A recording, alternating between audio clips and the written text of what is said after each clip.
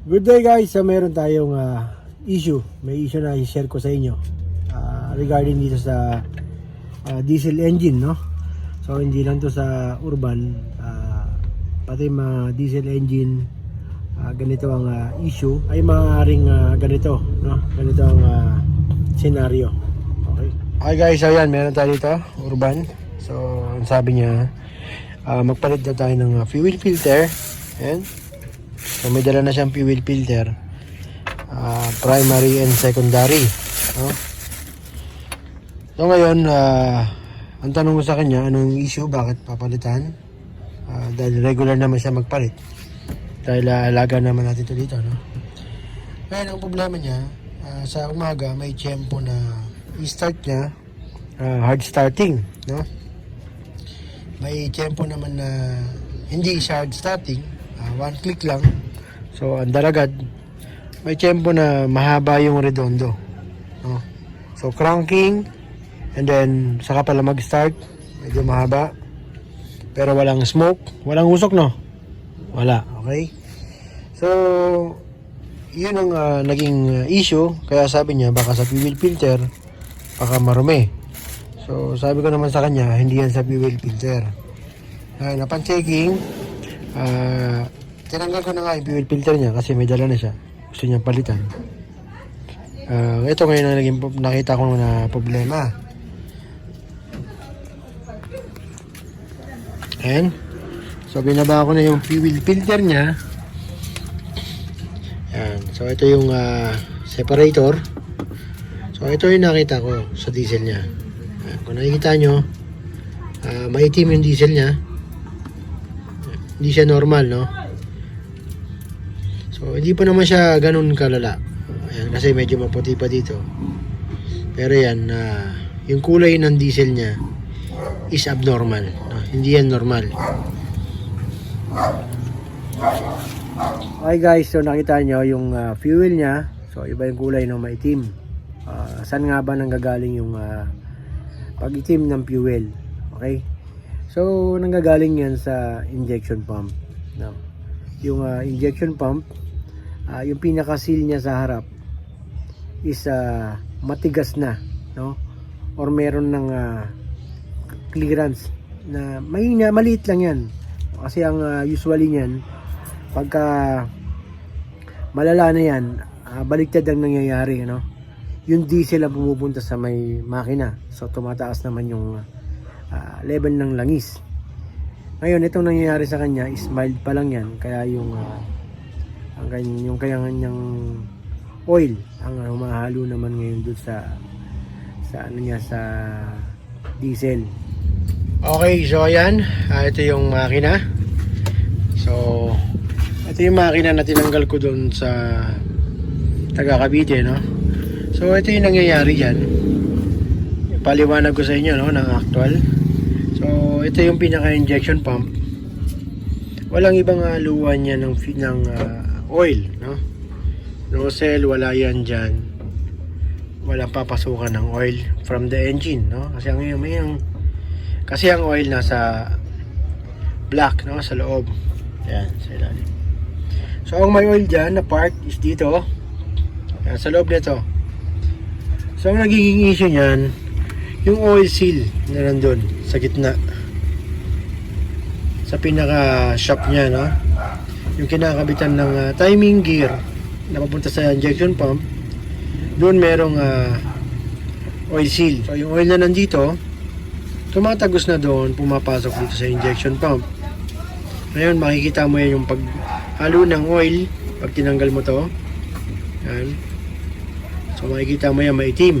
Pag maitim yung diesel dito, ibig sabihin humahalo na nga yung langis galing sa makina papasok sa injection pump. Okay, so anong gagawin pag ganyan? Okay guys, so ano nga bang gagawin pag ganyan lang humalo na yung oil doon sa diesel? Okay, ang gagawin nyo dyan ngayon is kailangan nyo nang magpa-calibrate, no? So dadalhin nyo yung sakyan sa calibration, and then bubuksan nila yan. So papalitan ng mga seal sa loob, yung mga seal ng injection pump, and diretso lilinisin na rin yan.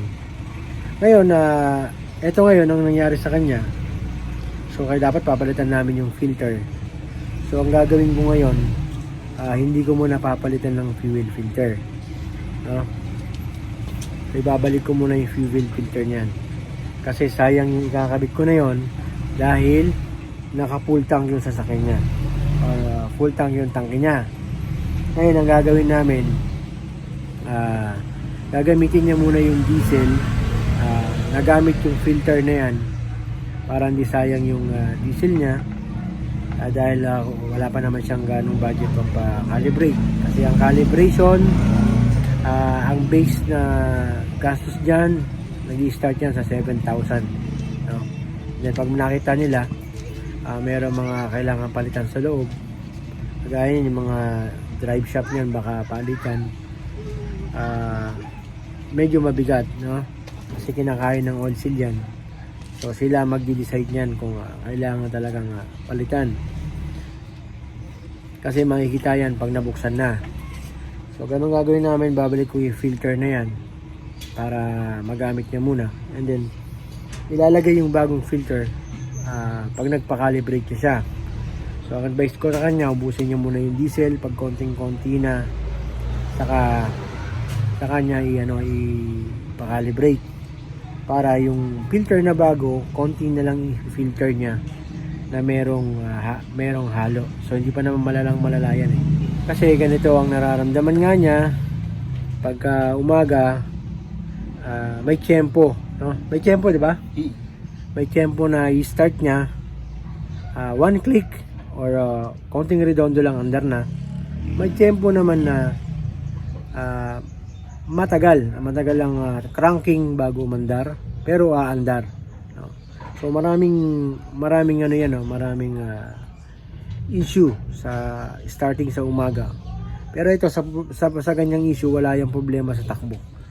Yung takbo niya, yung lakas niya, wala yung issue. Doon mo lang mapapansin yan sa umaga, yung ganyang problema.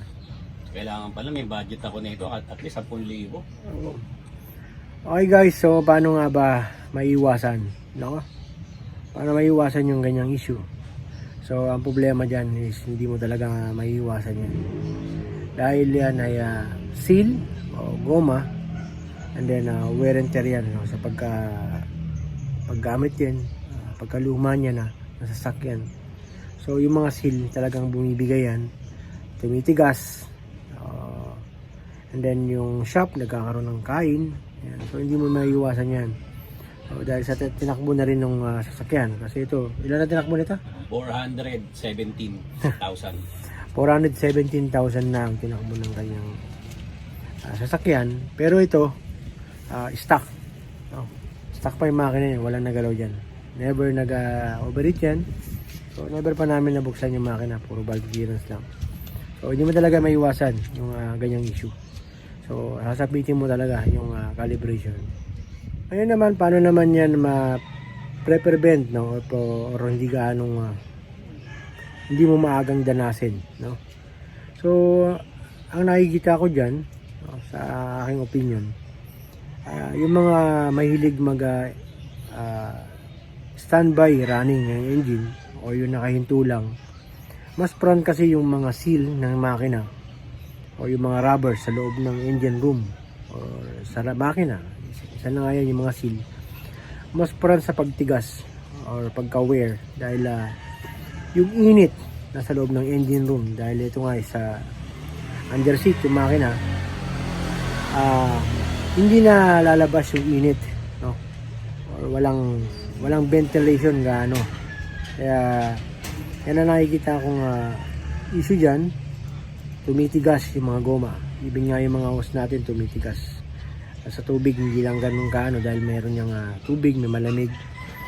So yung dito sa makina, yan na nakikita ko sa mga seal niyan, mas mapapaaga ka dyan.